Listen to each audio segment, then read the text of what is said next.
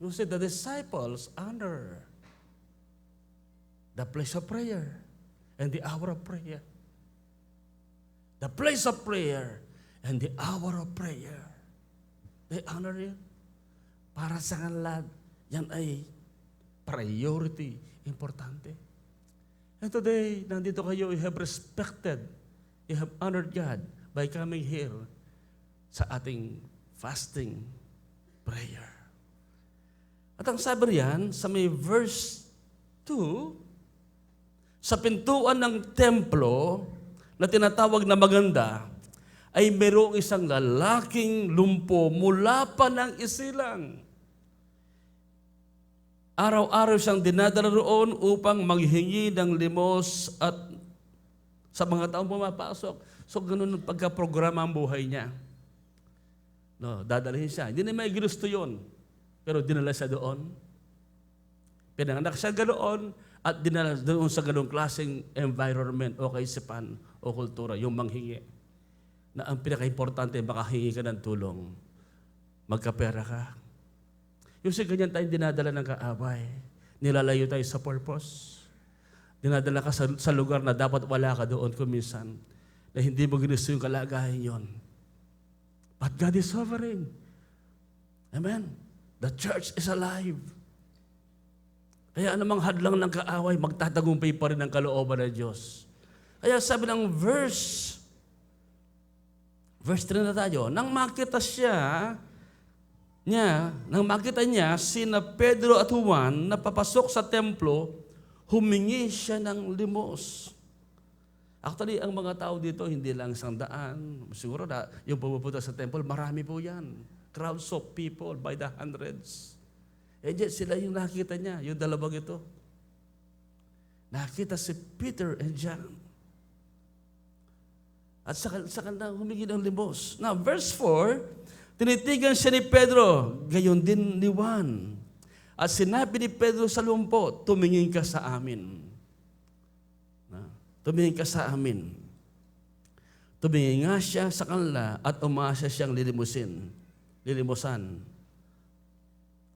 Ngunit sinabi ni Pedro, alipag sa isang translation, sabi niya, wala akong pera. Imagine to be, kapag katapos biglang sasabi niya, wala akong pera.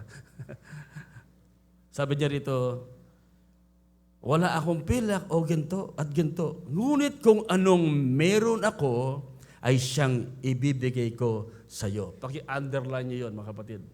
Kung anong meron ako, yan ang ibibigay ko sa iyo. Kung babalik tayo sa Matthew chapter 16, ano ba ang meron sa church? Ano ba ang meron sa atin? Can I have an amen?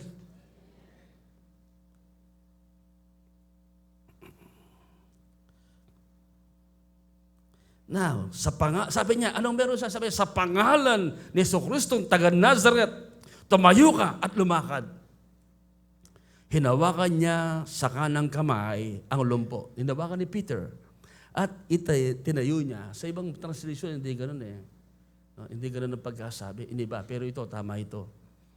Kaagad lumakas ang mga paa at mga bukong-bukong ng lalaki.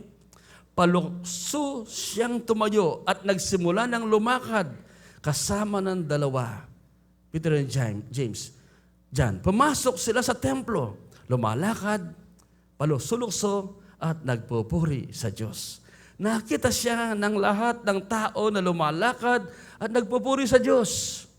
Nakilala nila na siya nga ang dating nakaupo at namamalimos sa pintuang maganda ng templo. Labis silang nagulat at nagtaka sa nangyari sa kanya. Ano po itong nangyari? Mula nang dumating ang banal na Espiritu sa mga disciple, hindi lang nagbago ang buhay, hindi lang sila na-empower, nagbago din ang kanilang pananaw, ang kanilang tingin. Nagsimula lang makita ang mga bagay ayon sa pananaw ng Diyos. That is the church. At yung si Jesus Christ, pag nakita yung mga gates, madaling wasakin to. Nakita yung mga kawawa na parang mga tubag walang pastol. Ano yung dapat gawin? Hindi sila nagpapa-stress. Naku, problema na naman. Naku, nililibusan na naman tayo. Meron silang ibang pananaw. Kaya nga po, as a servant of God, lahat ng servant of God magsabing amen. Bilang mga lingkod ng Diyos, we have a different mindset and a perspective in life. Binago tayo ng Holy Spirit, ang ating pananaw. We see problems and circumstances different from how others perceive them. Nakikita natin ang mga problema, ang mga pangyayari, kakaiba kung paano ito naunawaan, naintindihan ng iba. This is the church. We see problems and challenges as a divine setup. Ito, setup yan. Bakit hindi siya pinagaling ni Jesus nung panahon yun? Kasi nandiyan na siya eh. Mamaya, sasagutin natin yan. And an opportunity to witness the power of Christ being demonstrated to us. Sino sa inyo gusto mo ma-empower ka? Maranasan yung power ng Holy Spirit. Gamitin ka sa healing, sa preaching, sa counseling, sa leadership. Taas ang kamay. Gusto mo gamitin ka lang sa giving,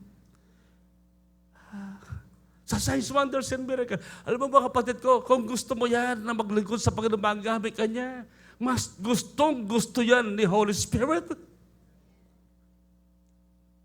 Kung paano gusto mong maging malapit kay Lord, mas lalong gusto ni Jesus na maging malapit sa iyo, kaya nga siya nagkatabang tao. Siya'y nagpupabilit na maging malapit sa atin. Tayo lang lumalayo. Tayo lang ang mali ang pananaw. The Word became flesh and dwelt among us. You see perspective, how we understand, how we see the Bible, how we hear from the Holy Spirit. Kaya, nag-istart, Lord, gamitin mo ako sa healing. Kapatid, batal ka nang gustong gamitin ng Lord sa healing. Hindi hintay ka lang niyang puntahan. Kasi madalas pag nag-pray ka, Lord, ipatong mo yung kamay. Bakit ako, anak? Di ba sabi ko sa inyo, kayo ang magpatong ng kamay? Di ba? Lord, mag-usap ka. Bakit ako, anak? Di ba sabi ko, humayo kahit mangaral? Tayo ang inutusang mangaral. Mag-pray sa may sakit. Can I have an amen? Taas ang kamay. Sino ito gusto gamitin ka ni Lord? Taas ang kamay. Kapatid ko, kung gusto mo maagamat ka ni God sa maraming bagay for the glory of His name, mas gusto niya yan. Mas gusto ka niyang i-anoint, gamitin, i-empower para ma-demonstrate yung power ni Christ sa pagitan ng buhay mo, and the end result, He will be glorified. Kaya lang, hindi tayo ganun tumingin eh. Mabuti pa siya, siguro ko yung magawa yun. Wow, grabe yung pastor na yun. Wow, mabuti pa siya nakapagbibigay ng ganyan. Ako wata kailan ako makapagbibigay. Wow, mabuti pa siya nakakapag-misyon, nakakapunta ng ibang bansa. Ako kaya kailan. Kapatid, gusto ka rin gamitin ng Lord doon sa calling mo, doon sa assignment mo. Kaya nga po, Romans 8:28, totoo yun. All things work together for good to those who love God, to those who are called according to His purpose. In other words, everything is a set-up. Everything works for our good. Works according to God's plan and purpose. Because God is a sovereign God, an almighty God. Kaya nga po, this passage, I want to share to you, itong kwentong ito, ng lumpog ito na ating binasa. Now, without a doubt, this lame man was already there at the gate, beautiful, during the Lord's earthly ministry. Siguro isa po ito sa mga nag-expect ng milagro. Dinadaanan lang ni Jesus, hindi pinapansin. Baka nagtampo na at tinanggap na lang yung kanyang sitwasyon. Hindi ako gagaling. Ito talaga yung aking destiny. Naniniwala ako, nakita siya ni Jesus. Nakita siya ni Jesus doon na mga malimos. Kasi palagi nasa temple si Jesus Christ. Maaari maging bata pa lang, nandun na. Hindi ko alam yung edad ng lame man na ito. Sabi, man, hindi boy. Maaari natin, baka kaedad pa ni Jesus. Baka doon pala, bata, nakikita na ni Jesus. Siguro, nanggigigil na si Lord na gumawa ng milagro, di ba? Pero hindi niya ginawa ng milagro. Why? Everything is a setup. God works according to His timing. Maybe he's one of those sick people who wants to be healed by the Lord. But why the Lord didn't heal him at that time?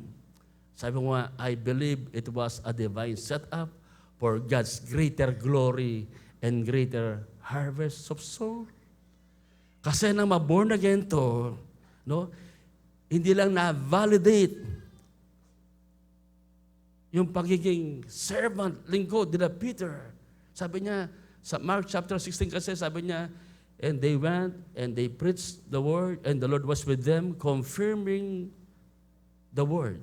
They preached with signs, wonders, and miracle. Hindi lang yun, kundi dahil sa milagrong ito, 3,000 ang naligtas. Nagulo ang buong Jerusalem. Ano? Actually, hindi 3,000, sorry. 5,000 ang na-born again. Biglang nabahala ang mga religious priests, ang mga religious leader. Dati hindi sila pinapansin. But the moment this miracle took place, nagtakbuhan ang mga tao, pinuntahan siya, nakilala siya, kumalat na ang balita. And the rest is history. Minsan, mga kapatid, humihingi tayo ng milagro ng kagalingan. What is the purpose? Meron tayo may pinagpipray, hindi gumagaling. Bakit hindi gumagaling?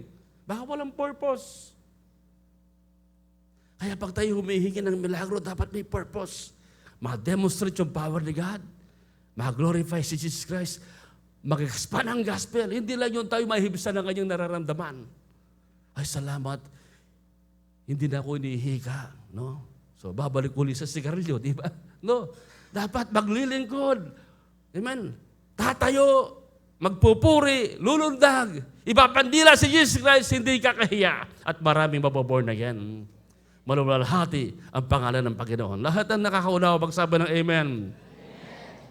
Kaya po, 3 important truths that will help us see God's power and glory demonstrated. Number 1, we need to see beyond the apparent need, the obvious need. See beyond.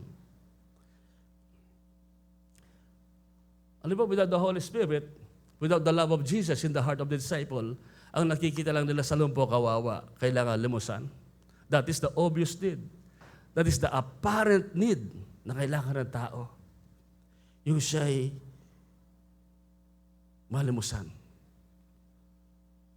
Kaya sa ating binasa, ano ba ang ating nakikitang kailangan na nagpapalimos? Maybe the apparent need, the obvious need. Di ba? Pera, pagkain. No? Pero si Peter, hindi gano'n ang nakikita. Pero marami sa ating kuminsan, ang ating nakikita yung surface. But not the real root, the real need. Madalas yan ang alam natin na kailangan nila. Limos, awa. At yan din ang alam ng kailangan ng lumpo, limusan siya. Pero pansinin po ninyo, biglang binago ni Peter ang tingin ng tao. Sabi niya sa verse 5, kaya sabi ni Pedro, tumingin ang lalaki, sabi niya, nag-expect ng pera.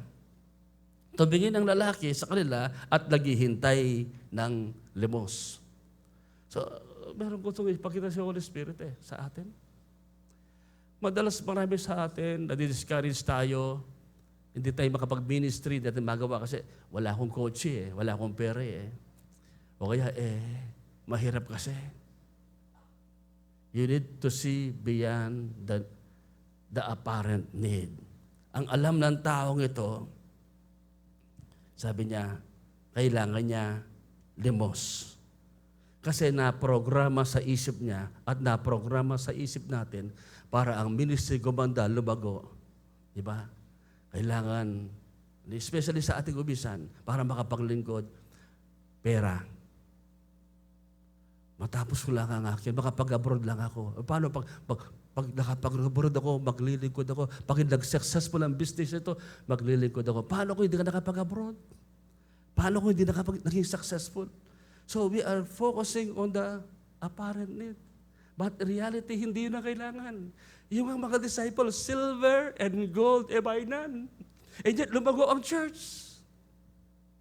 Na-demonstrate yung power ni God. Kaya naprograma tayong tumingin sa material.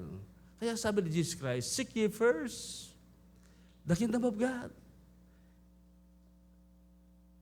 Yung kapagkain nyo, hindi na problema yan eh. Yung iinimin, hindi problema yan. Yung mga ibon nga, mga bulaklak sa parang, hindi pinabayaan. Ang problema, hindi yung dahil walang blessing. Ang daming blessing sa mundo. Ang problema, nakafocus tayo sa apparent need. Hindi doon sa actual need na kailangan ng tao, na kailangan natin. The kingdom of God, the rule of God, the power of God be demonstrated, be experienced by us, people of God. Kaya nga po, this is sad. Kaya kami sa ating ministry, parang awa na lang. Sige, para matulungan mo na, umuwi na, bigyan mo na lang yan. But the actual need, yan ang pangalawa. The actual need. As a servant of God, we need to see the actual need of the people, not money. Yung nagpapalimos kayo, dilimusan mo, bukas ulit magpapalimos. Diba? Bakit si Nick Bichik, walang kamay, walang paa? Hindi nagpapalimos, hindi nagpakamatay, hindi miserable ang buhay. Kasi nakita niyo kanyang actual need, the Lord Jesus Christ. And His actual need was met nang maranasan niya si Jesus Christ. Ano ang pinupunta ko rito, mga kapatid? The Holy Spirit right now is teaching us to see the real need. Kasi iniisip natin yung kailangan natin, yung bagay na yun. Actually, Commission, sometimes what we really need is not what you think you need. Sabi ng isa, magka-girlfriend lang ako, maglilugod ako, Lord. Ngayon wala kang girlfriend, di ka makapaglingkod. Paano pa pag naka-girlfriend ka na? Puro ka date. Sometimes you think what you need is not really what you need. Ako noon, nalungkot ako. Lord, sabi ko, bakit nag-drop out ako? Hindi pala yun ang kailangan ko. Ititrain ako ni God. And eventually, nakapag-aral ako ulit sa Bible School.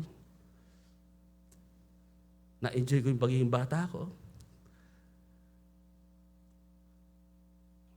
Tanungin mo yung katabi, what is your actual need? Ngayon, obsessed ka, sana gumaling ako. Di ba? Alimbawa, si Nick Bichik, bakit hindi humaba ang paa? That was his apparent need. Para mag-glorify siya, humaba ang paa. Pero in the case of Nick, hindi yun ang kailangan niya. Case-to-case basis. According to the plan and purpose of God sa buhay natin. Kaya, huwag kayong maingyet, huwag kayong mag-self-pity, maawa sa sarili, at mag-isip ka na hindi ka napapansin ni God. Because in reality, what you think you need is not really what you need. Kaya sabi ni God, seek ye first. At dito, sabi natin verse na babasahin sa actual din, ngunit sinabi ni Pedro, wala akong pilang at ginto.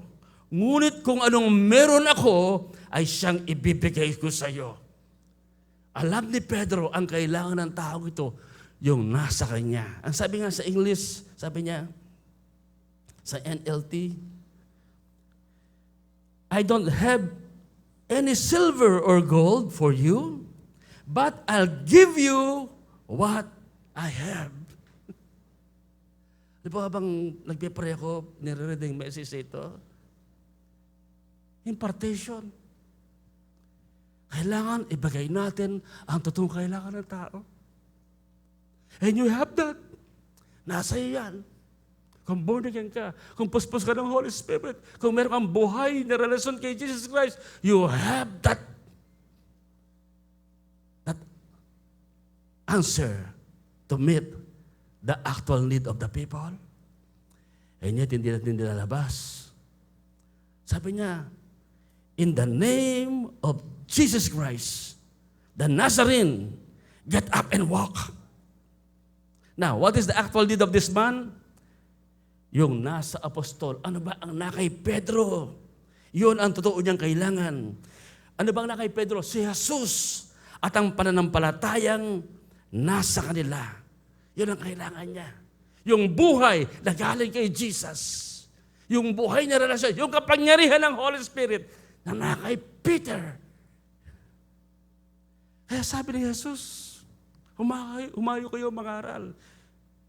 Sabi niya, ano ba ang talian nyo? Tatalian sa langit. Pagpalayas na demonyo. Bakit? Binigyan na sa atin yung authority, yung power, yung dominion. Nasa atin ang susi. Amen. Nasa atin ang susi. And yet, we are not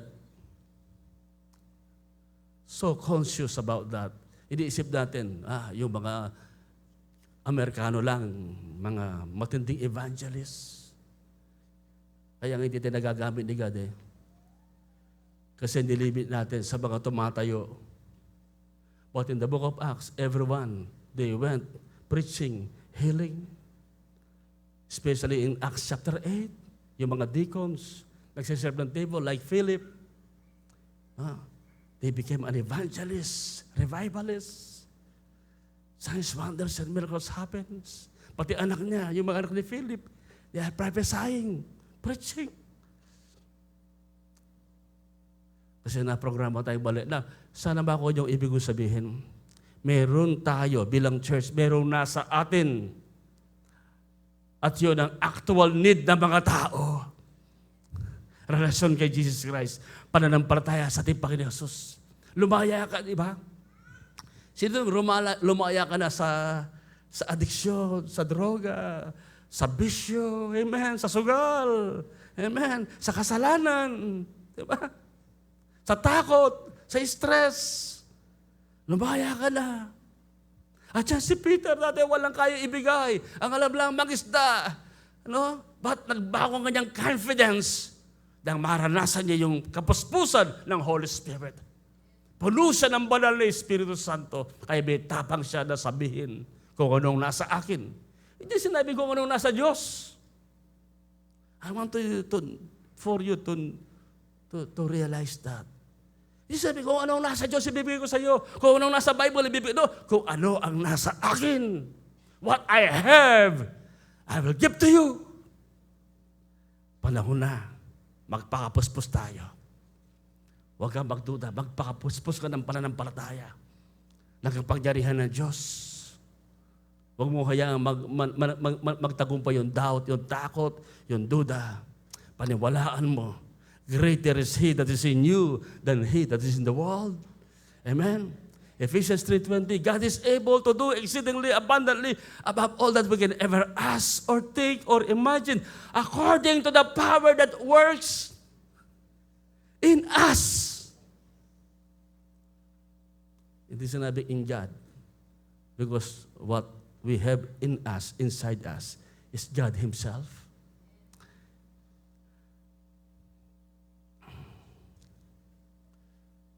So, pray natin to na makita natin church powerful, ginigiba mga pintuan ng impyerno.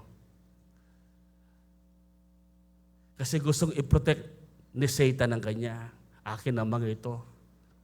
Naglagay siya ng mga walls, strongholds, gates, bars, para wag ma-penetrate ng gospel. Pero nga pong isang prinsipe sa Arab prince, born again siya, nakilala si Jesus. Alam ba kung paano na-born again yung prinsipeng yon? sa pagiging ng isang Pilipina na nani. Tinuturuan ng Bible, sinesera si Jesus nasa palasyo ng Kingdom of Saudi Arabia na born again. Hindi pwedeng ikulong. Amen? At pigilan ang salita ng Diyos. Ano mang pagkukulong, ano mang mga gates na ilalagay, magigibayan. Ang alam natin, mas malakas mag-multiply ang Muslim, ang Islam. Totoo yun. Dumadami lang sila kasi maraming asawa at maraming anak. At nanganganak ng marami. Pero kukunti lang ang nako-convert o na sumasaba sa kanila, no, dahil na-convert sila. No, biological lang kalang pagdami. Pero alam ba kung sino mas maraming, kung saan mas maraming naboborn again? Mga Kristiyano, mga dating Muslim, naboborn, mga dating komunista, naboborn again. Alam ba kung saan, kailan pinag-uusapan namin kung saan piniprint, kung saan nandoon ang may pinakamalaking printing press ng Bible. At doon din piniprint yung mga Christian Bible. Alam ba kung saan bawal ang Bible, nandoon ang pinakamalaking printing press. Alam ba kung saan? China. Bawal magdala ng Bible, pero doon piniprint ang Bible. Why? The gates of hell shall not prevail. Hindi magtatagumpay ano bang pintuan ng impyerno. Mga kapatid ko, church, ganon ka-powerful ang church. Kasi ang pundador hindi tao. Ang nagpasimula hindi tao. Si Jesus Christ, buhay niya, binigay niya, binuwis niya, at muli siyang nabuhay. And then, in-empower niya ng Holy Spirit. Kaya ang church na walang Holy Spirit, hindi ang church.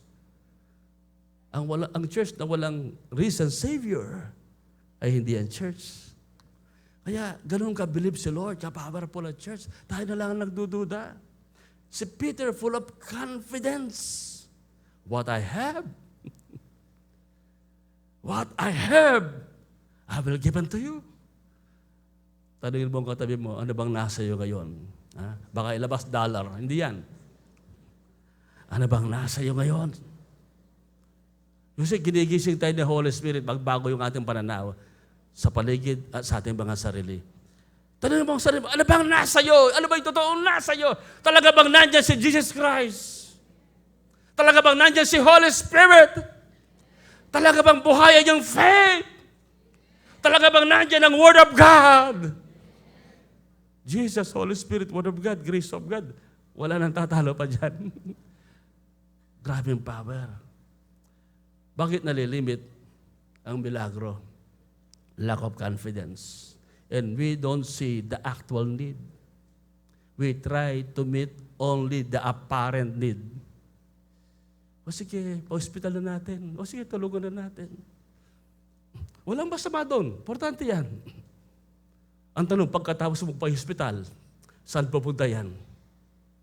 Ang tanong, yung pinag-pray mo, pagkatapos mo pinag-pray, gumaling, nasaan yan?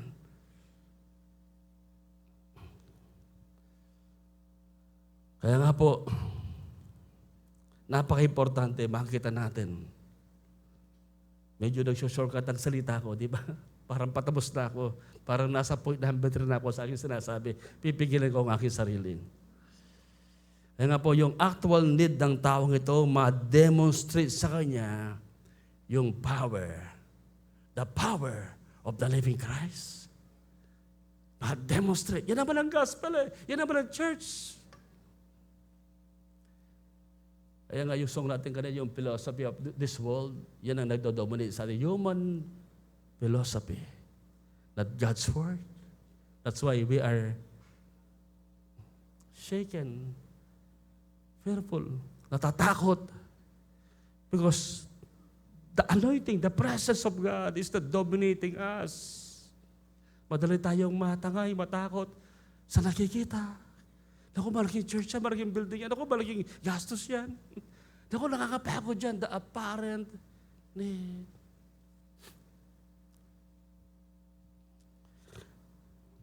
Kaya muli kong itatanong, importante lang ito, ipagpatawad nyo na ako'y maging makulit, pero kailangan i-reaffirm. Ano ba ang nasa iyo? Ano ba ang nasa akin? Ang ganda ng pangalan ng church natin, the mystery which has been hidden from ages through generation, which is Christ in you, the hope of glory. Colossians 1:27, yan po yung pangalan natin, church, Christ in you. Pag sabing Christ in you, the anointed one living in us. And we are carrier of hope, glory. Yan ang nasa atin, glory. Anointing, the anointed one lives us. Tanungin mo sa sarili mo, ano bang nasa akin? Huwag na yung katabi. Ano bang nasa akin? Palagi nasa Bible yun Nang nangangailangan ng milagro yung babaeng balo sa 2 Kings chapter 4, lumapit kay Elisha. Ang tanong niya, ano ba ang nasa iyo? Kay Moses, ano bang nasa iyo? Ano bang hawak mo? Sa feeding of 5,000, pakainin niyo sila. Ang naisip ni Philip, yung pera, 200 denarii.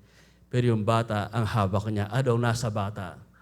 5 bread and 2 fishes. Ano ang nasa iyo?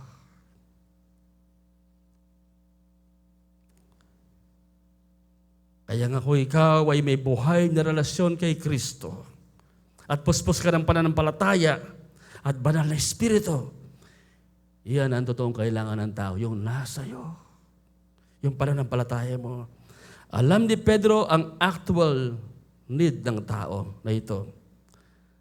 Ang taong humihingi ng limos, kapag tinulungan mo, kinabukasan, magpapalimos pa rin yan. But if you give them their actual need, the Lord Jesus Christ, they will be set free. That's the gospel. They will be set free. Huwag yung kahiya ang mabuting balita. Kaya sabi ni Paul, hindi ko kinahiya ang mabuting balita sapagkat ito ang kapangyarihan ng Diyos sa mga sumasampalataya. Romans 1:16. And finally, we aim to see the result of the accomplished need. Kaya nga, apparent need, the actual need, and the accomplished need. Ano yun? Gumaling yung tao.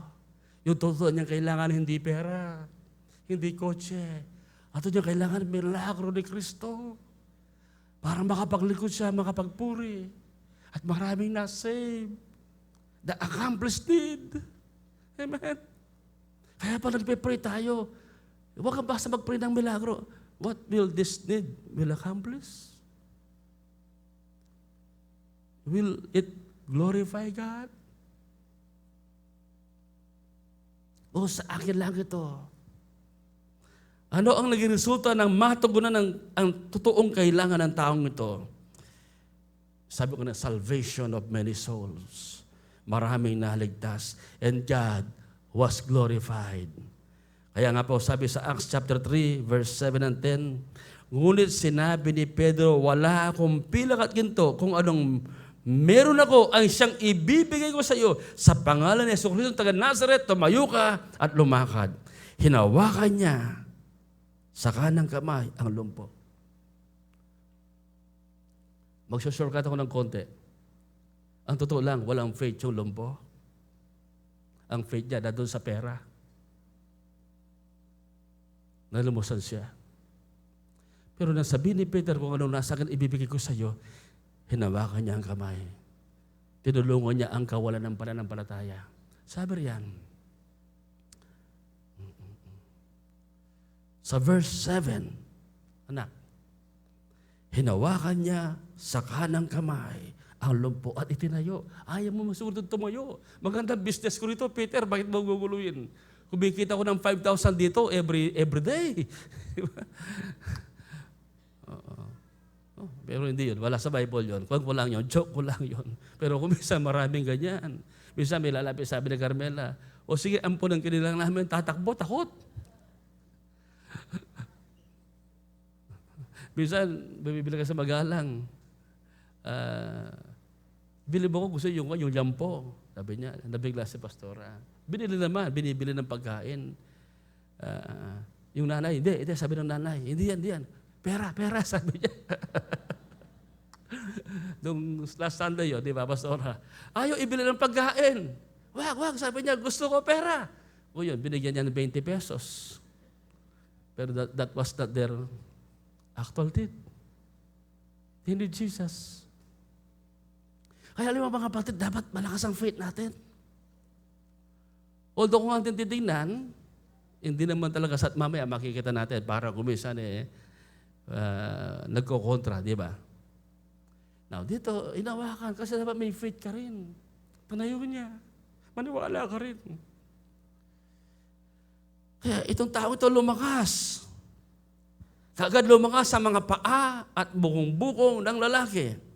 Paluksulong siyang tumayo at nagsimula ng lumakad kasama ng dalawa.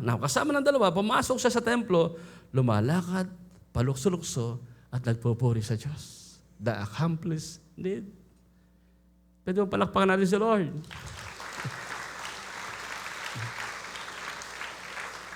Sumunod na sa mga disciple, nag-worship na, nagpupuri sa Diyos. Dahil doon, sa lang ito, 5,000 ang nasave. Basa nyo sa chapter 4, continuation. Now, sa aking pagtatapos, 4 na mahalagang hamon ang iiwan ko sa inyo. Una, tignan natin ang bawat pangyayari bilang oportunidad na makitang gumawa ang kapangyarihan Diyos para na siyang madakila. Baka may problema? Baka dumating sa buhay ko ang taong ito, Lord, I don't want to see the obvious need, the apparent need, but the actual need, your purpose.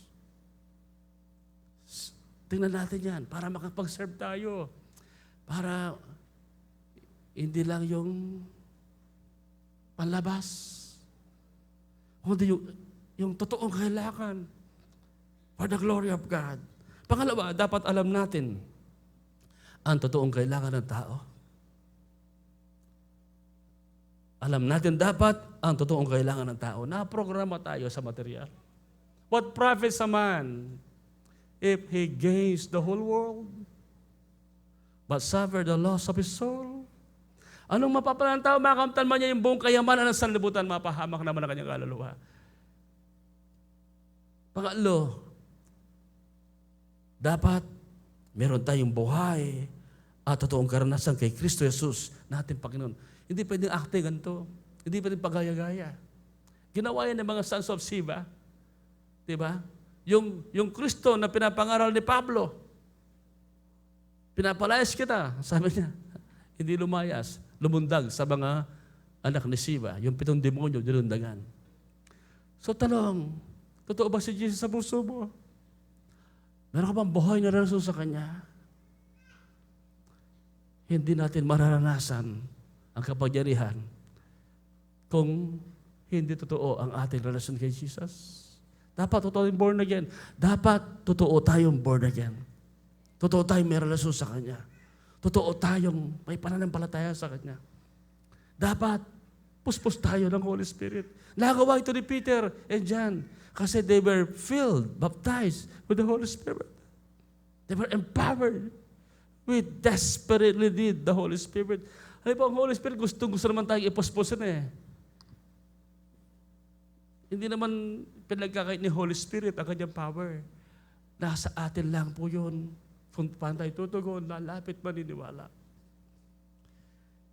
And then, finally, maging matapang tayo na gamitin ang ating pananampalataya. Alam mo, every move of this apostle is by faith,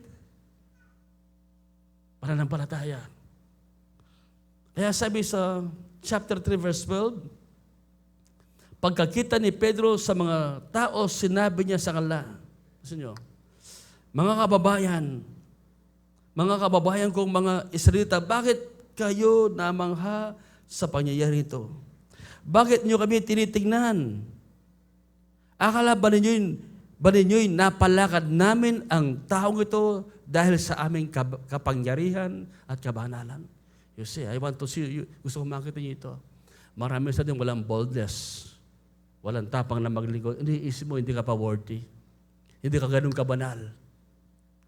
Hindi ka ganun kakapangyarihan, kagaling. Itong bumibigil sa atin. Wala naman perfect. Minsan nga takot ka bang mag-pray sa kapatid mo sa may sakit. Marami tayong kinatatakutan. Kasi akala natin sa ating sariling kapangyarihan at kabanalan. Kaya sabi ko sa inyo, parang play yan, di ba? Play of word, parang seems contradicting, but no. Kasi sabi ni Peter, yung nasa akin, ibibigay ko. Actually, hindi na ba sa kanya talaga yun eh. Galing kay God yung gift na yon. Kaya sabi sa may verse 16, pansinin ninyo. Bakit gumaling? Hindi dahil sa kalang kabanalan o kapangyarihan. Ang pananampalataya kay Jesus ang siyang nagpalakas sa taong ito. Balik mo muna anak sa verse. Na inyong namukhaan at nakita ngayon, kaya kayo man ay mga saksi na gumaling siya. Nangyari ito dahil sa pananampalataya kay Jesus. Hindi dahil banal sila, hindi dahil makapangyarihan sila, kundi dahil sa pananampalataya kay Jesus. Lahat ng may pananampalataya magsabing Amen. Hallelujah. Huwag mong hintayin maging perfect ka para maglingkod. Hindi ka magiging perfect. Amen? Huwag mong hintayin maging perfect muna, ma-born again lahat muna, at tumino muna lahat ang pamilya mo para maglingkod. Pananampalataya ang kailangan natin. Pananampalataya. Kaya tapang. Okay. Mga kapatid, magtatapos na tayo. Amen. Pakisabi, salamat. Salamat, Lord. Meron kasi inaantok na. Sige, makakatulog ka na. Ituloy mo na, sister. Tuloy mo na. Ang iyong ninanais. The actual need, the apparent need, huwag kayong padaya. We need to see the actual need of the people. People need Jesus. Nang makita ni Jesus Christ ang kalagayan ng mga tao, hindi sila nagpagawa ng mga factory. O sige, mag-create tayo ng job para sa kanila. Job opportunity. Business opportunity. Hindi masama yun. But that is not the actual need. Their actual need is to experience Jesus. At paano mararanasan si Jesus Christ? Kung anong nasa atin. What I have, I will give to you.